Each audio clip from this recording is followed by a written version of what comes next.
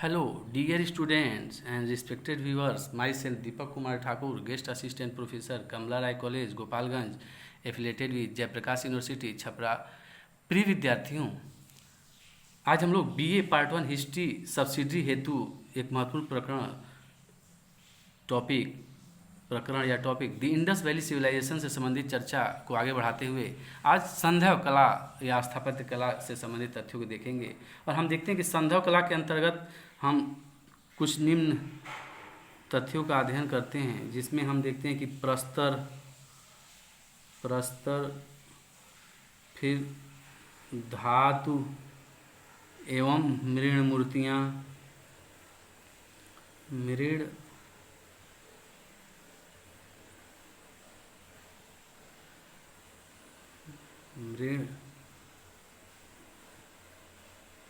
मूर्तियाँ,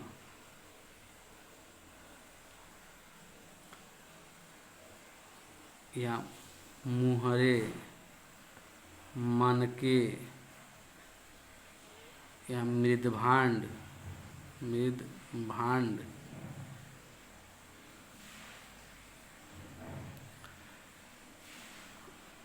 एवं लघु कलाएं या लघु कलाएं इत्यादि संबंधित हम विभिन्न तथ्यों को देखें तो हम संधव कला के कला और स्थापत्य संबंधित तथ्यों पर प्रकाश डाल सकेंगे। सर्वप्रथम प्रस्तर मूर्तियों की चर्चा करें तो प्रस्तर मूर्तियां यहाँ लिख लिया जाए, मूर्तियां मोहनजोदड़ो से लगभग 1 दर्जन तथा हड़प्पा से 3 प्रस्तर मूर्तियां प्राप्त हुई हैं। अधिकांश पाषाण मूर्तियां खंडित हैं। मोहनजोदड़ो से प्राप्त 12 प्रस्तर मूर्तियों में से 5 गढ़ी बनाने वाले टीले के एचआर क्षेत्र से मिली हैं। डीके क्षेत्र से सेलखंडी की बनी हुई 19 सेंटीमीटर लंबी खंडित पुरुष मूर्ति जो तिब्बतिया अलंकरण से युक्त साल ओढ़े है प्राप्त हुई है। मोहनजोदड़ो के एचआर क्षेत्र से हम देखते हैं कि 12 सेंटीमीटर ऊंची चूना पत्थर पर बनी भेड़ा की मूर्ति प्राप्त हुई है। इसी तरह एचडी क्षेत्र से 25 सेंटीमीटर ऊंची चूना पत्थर की बनी भेड़ा और हाथी की संयुक्त मूर्तियां मिली हैं। इसका शरीर और सिंह भेड़ा का और सूंड हाथी का है। हड़प्पा से जो 3 प्रस्तर मूर्तियां मिली हैं उनमें से एक मूर्ति नृत्यरत किसी नवयुवक की मानी जाती है। इसका दाहिना पैर भूमि पर स्थित है और बायां पैर ऊपर उठा हुआ है। दोनों हाथ भी नृत्य की मुद्रा में फैले हुए हैं। अगर धात मूर्तियों की चर्चा करें तो इसमें हम देखते हैं कि धात मूर्तियां मधुच्छिष्ट विधि, इसको हम लिख दें मधुच्छिष्ट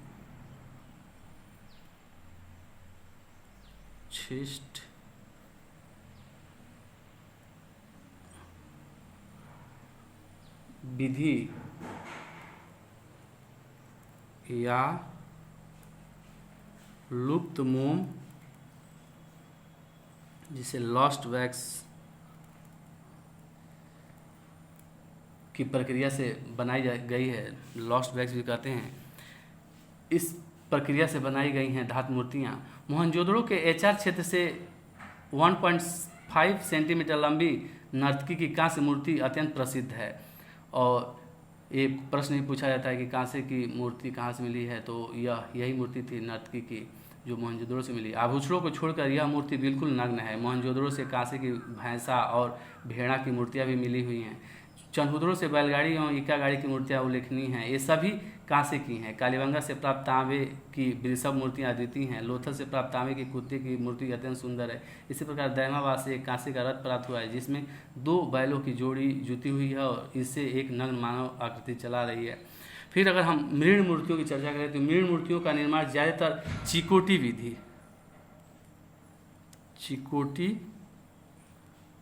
विधि से किया जाता था। मृण मूर्तियाँ पुरुषों, नारियों और पशु पक्षियों की प्राप्त हुई हैं। मानव मृण मूर्तियाँ ठोस हैं जबकि पशु पक्षियों की मूर्तियाँ प्रायः खोखली हैं। सबसे ज़्यादा मृण मूर्तियाँ पशु पक्षियों की ही प्राप्त हुई हैं। नारी मृण मूर्तियाँ पुरुषों की अपेक्षा अधिक प्राप्त हुई हैं। नारी मृण मूर्तियाँ अधिकांशतः भारत के बाहर के स्थलों जैसे हड़प्पा, मोहनजोदड़ो, चनहुदड़ो आदि से प्राप्त हुई हैं। भारत के राजस्थान, गुजरात आदि के किसी क्षेत्र से भी नारी मृण मूर्तियाँ नहीं मिली हैं। केवल हरियाणा के बनवाली से 2 नारी मृण मूर्तियाँ प्राप्त हुई हैं।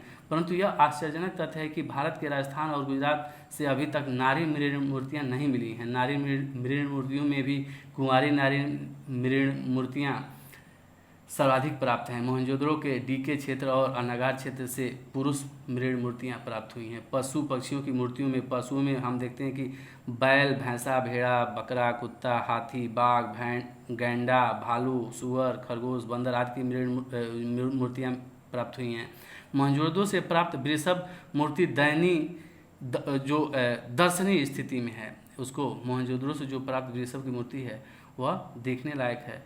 और कुबड़ वाले बैल की तुलना में बिना कुबड़ वाले बैल की मृण मूर्तियाँ अधिक संख्या में मिली हैं। यह आश्चर्य की बात है कि गाय की मृण मूर्तियाँ प्राप्त नहीं हुई हैं। गिलहरी, सर्प, कछुआ, घड़ियाल तथा मछली की भी मूर्तियाँ मिली हैं। पक्षियों में मोर, तोता, कबूतर, बत्तख, गौरैया, मुर्गा, चील और उल्लू की मूर्तियाँ प्राप्त हुई हैं। ठोस पहियों वाले खिलौना गाड़ियाँ, इक्के तथा सीटियाँ भी प्राप्त हुई हैं। पाकिस्तान के चोलिस्तान तथा हरियाणा के बनवाली से मिट्टी के हल का प्रतिरूप भी प्राप्त हुआ है। अब हम अगर मुहरों की चर्चा करें तो सैंधव मुहरें अधिकांशतः सेलखंडी स्टीटाइट की बनी होती थी। कांचली मिट्टी, गोमेद, चर्ट तथा मिट्टी की बनी हुई मुहरें भी मिली हैं। लोथल और देसलपुर से तांबे की बनी मुहरें मिली हैं। इन मुहरों का आकार चौकोर, आयताकार और वर्गाकार होता था। इसके अतिरिक्त गोलाकार, अंडाकार, घनाकार आदि मुहरें भी मिली हैं। वर्गाकार मुद्राएं प्रायः सभी सेलखंडी की हैं और सिंधु सभ्यता के नगरों में ये बहुत लोकप्रिय थी। मुद्राओं का सबसे प्रचलित आकार 2.8 सेमी इंटू 2.8 सेमी का था। इन मुहरों का उपयोग व्यापारिक वस्तुओं की गांठों पर छाप लगाने के लिए होता था। मोहनजोदड़ो, कालीबंगा, लोथल से प्राप्त मुद्रांकों पर एक ओर सैंधव लिपि से युक्त मुहर की छाप है तथा दूसरी ओर भेजे जाने वाले माल का निशान अंकित है। मुहरों पर एक श्रृंगी पशु, कुबड़ वाला बैल, हाथी, भैंसा आदि अंकित है। मुद्राओं में सबसे अधिक संख्या ऐसी मुद्राओं की है जिन पर एक श्रृंगी पशु चित्रित है, लेकिन कला की दृष्टि से सबसे उत्कृष्ट मूर्ति कुबड़ वाले साँड़ों की है। मोहनजोदड़ो से हम देखते हैं कि पशुपति शिव की मुहर विशेष प्रसिद्ध है जो मिली है। इस मुहर में एक त्रिमुखी पुरुष को एक चौकी पर पद्मासन मुद्रा में बैठे हुए दिखाया गया है। उसके दाहिनी ओर एक हाथी तथा एक बाघ और बाईं ओर गैंडा और एक भैंसा खड़े हुए हैं। चौकी के नीचे 2 हिरण और खड़े हैं। मार्शल ने इसे शिव का आदि रूप कहा है। इस जो मूर्ति मिली है पशुपति शिव की मूर्ति, इसको शिव का आदि रूप कहा है। लोथल और मोहनजोदड़ो की एक एक मुहर पर नाव का चित्र भी अंकित मिलता है। अगर हम ताम्र पट्टिकाएँ, इसमें हम छोड़ दिए हैं ताम्र पट्टिकाएँ। मोहनजोदड़ो तथा हड़प्पा से कई ताम्र पट्टिकाएँ, कॉपर टैबलेट्स मिली हैं जिन पर एक तरफ मुद्रालेख है तो दूसरी तरफ सैंधव मुहरों पर मिलने वाले प्रतीक बने हुए हैं। कुछ बाद की पट्टिकाओं पर मछली, मगर, बकरी एवं मृग के चित्र बने हुए हैं। अगर मनकों की चर्चा करें, मनकों की, तो मनके सेलखंडी, गोमेद, सांग, सीप, हाथीदांत, मिट्टी, सोने, चांदी, तांबे पर निर्मित ढोलाकार, अंडाकार, अर्धवृत्ताकार आदि आकृति के मिले हैं। चन्हुदड़ो तथा लोथल से मनके बनाने के कारखाने प्राप्त हुए हैं। सर्वाधिक संख्या में सेलखंडी पत्थर के मनके प्राप्त हुए हैं। बेलनाकार मनके सैंधव सभ्यता में सर्वाधिक लोकप्रिय थे, सर्वाधिक प्रसिद्ध थे जो बेलनाकार मनके थे। अगर मृदभांडों की चर्चा की जाए तो मृदभांड अधिकांशतः लाल अथवा गुलाबी रंग के हैं। इन पर अलंकरण प्राय काले रंग से हुआ है। अलंकरण में त्रिभुज, वृत्त, वर्ग आदि ज्यामितीय आकृतियों, पीपल की पत्ती, खजूर, ताड़, केला आदि वनस्पतियों, वृषभ, हिरण, बारहसिंघा आदि पशुओं, मोर, सारस, बतख आदि पक्षियों तथा मछलियों का चित्रण विशेष लोकप्रिय है। मृदभांडों पर भी हड़प्पन लिपि मिलती है। सैंधव मृदभांडों में खानेदार बर्तन, साधारण तस्तरियाँ, थालियाँ और घड़े के ढक्कन प्रमुख हैं। लोथल से प्राप्त एक मृदभांड में एक वृक्ष के मुंह में मछली पकड़े हुए एक चिड़िया को दर्शाया गया है तथा नीचे एक लोमड़ी का चित्र है।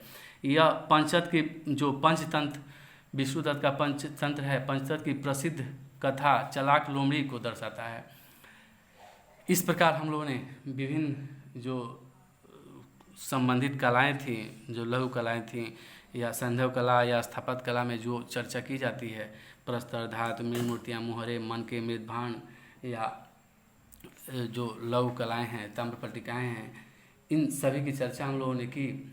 और लघु कलाओं में हम उसको रख सकते थे जो विष्णु दत्त का पंचतंत्र का जो लोमड़ी का चित्रित हुआ, जो लोमड़ी नीचे लोमड़ी चित्रित है, ऊपर एक वृक्ष के पर मुंह में मछली पकड़े हुए चिड़िया को दर्शाया गया है, जो लोथल से प्राप्त हुआ है।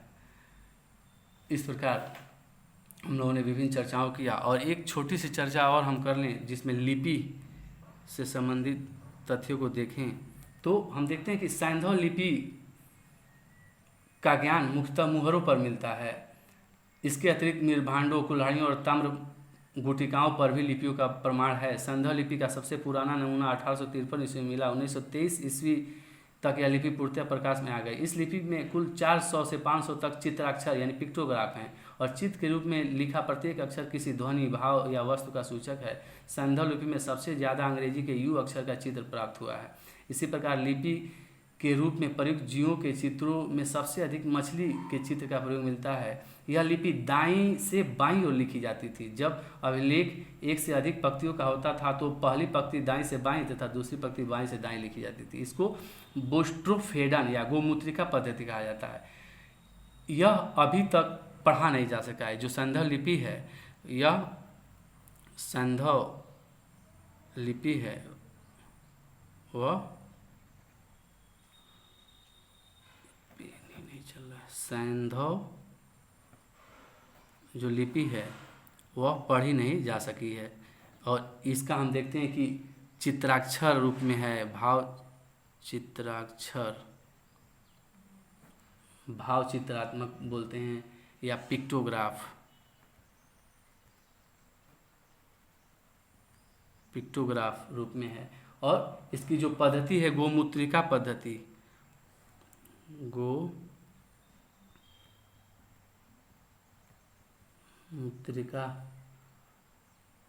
पद्धति या इंग्लिश में इसको बोस्ट्रोफेडन कहा जाता है। इसमें इस पद्धति में दाईं ओर से बाईं ओर और दूसरी पहली पंक्ति में और दूसरी पंक्ति में बाईं से दाईं लिखी जाती है। हालांकि हम ज़्यादातर यह देखते हैं कि इस लिपि में दाईं ओर से बाईं ओर लिखी जाती थी और अगर अधिक पंक्ति हो तो दूसरी पंक्ति बाईं से दाईं ओर लिखी जाती थी। इस प्रकार हम देखते हैं कि इसके जो लिपि पढ़ी नहीं जा सकी, इसके कारण दुभाषिया इसका रूपांतरण नहीं कर सकता है और इससे हम बहुत सारे जो महत्वपूर्ण तथ्य प्राप्त कर सकते थे वह प्राप्त हमें नहीं होता है। इसके साथ ही चर्चा को समाप्त करते हैं। जय हिंद, जय भारत, धन्यवाद।